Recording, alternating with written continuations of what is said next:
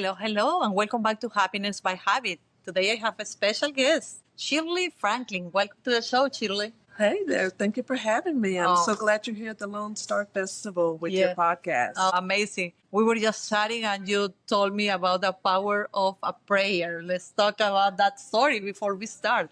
Absolutely. So I'm a God-fearing Christian, born-again Christian. And so as a believer, I have found that navigating life, having a prayer life, a relationship with the Lord is so powerful. And also even writing down visions. It talks in the Bible in the book of Habakkuk. Write the vision and make it plain upon tables. I actually recently wrote down that I wanted to be on a book-related podcast or a podcast talking about my book, and she showed up. So answer to a prayer. I've seen it happen in small and great ways. Your prayers are so powerful, Shirley. So here we are. You made it happen. So let's talk about your amazing book, Come Through Benita. Seamstress on Fire. It's a little bit about your book. So Benita actually is a 24-year-old Christian girl, very devoted to the Lord. In her youth, she lets nobody despise that she's young, but a Christ follower. And she is in a competition to design a gown for an unnamed female celebrity. All of the other seamstresses in the competition have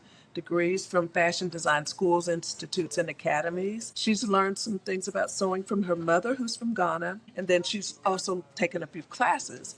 But because her faith is high and strong, she believes that the Lord is going to give her the creative ideas, the favor, the elements that she can do to zhuzh up her style, as well as ideas to maybe even have some secret reveals to the gown to show on the runway. In other words, she believes that God is going to make up the difference and level the playing field for her so that she is as equal in candidacy as all of the other seamstresses with all of their degrees and credentials. Interesting. That's beautiful. What inspired you to tell that story? Well, I think there's a few things. Number one, I am a Christian myself, and I wasn't as devoted at the age of 24 as she is. So I wanted to show what it can be like to be really sold out to Christ at a young age, still enjoy life and have a full life.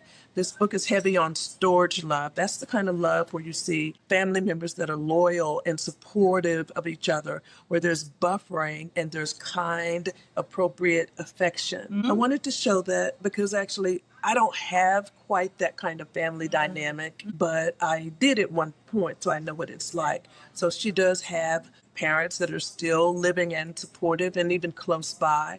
Both of my parents are gone. So I kind of wrote some things that are similar to myself, as well as some things that I would like to see ideally in a character. As an example, if I'd had a daughter, I would love for her to be sold out to Christ like that and still enjoying life, to show that you can be a Christian and still have fun and enjoyment, just with appropriate boundaries, decorum, and a mind toward how you're being witnessed and how you're portraying who you say you are. And then on the fashion side of it, I just thought it was time to put out the idea of focusing on fashion. And in Benita's case, she likes the idea of modesty in fashion. And so I thought it was kind of time for that, because we do have in society a day, a lot of people, especially someone about her age, 24, and think it is awesome to show a lot of skin. And so I wanted to show somebody that thinks very differently about that matter. And so she is very modest, but she does love beautiful clothing. And there's ways to be cute and kingdom, as I heard someone say.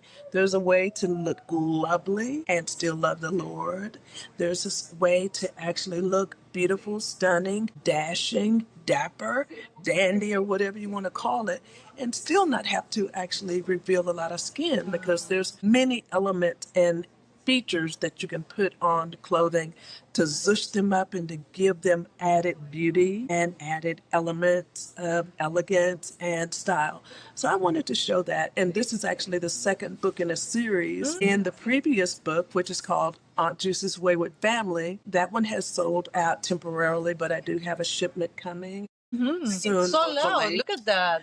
Nita was 16 in that one. Even at that time, she was interested and passionate about fashion design. So I just wanted to continue the story 8 years later, and she's with some of the same cousins and some of the same, like I said, family dynamics as showed up in Aunt Susie's Wayward Family, which was also a lot of fun to write. Oh my God, I can see her beauty. She's stunning, and her elegance also in the way she presents herself. So I definitely can admire those qualities in a young lady. What is coming for you, Shirley? What is next? What are you working on? Well, actually, I'm hoping to bring out a book that is actually a Bible study book on the book of Ephesians titled Examining Ephesians.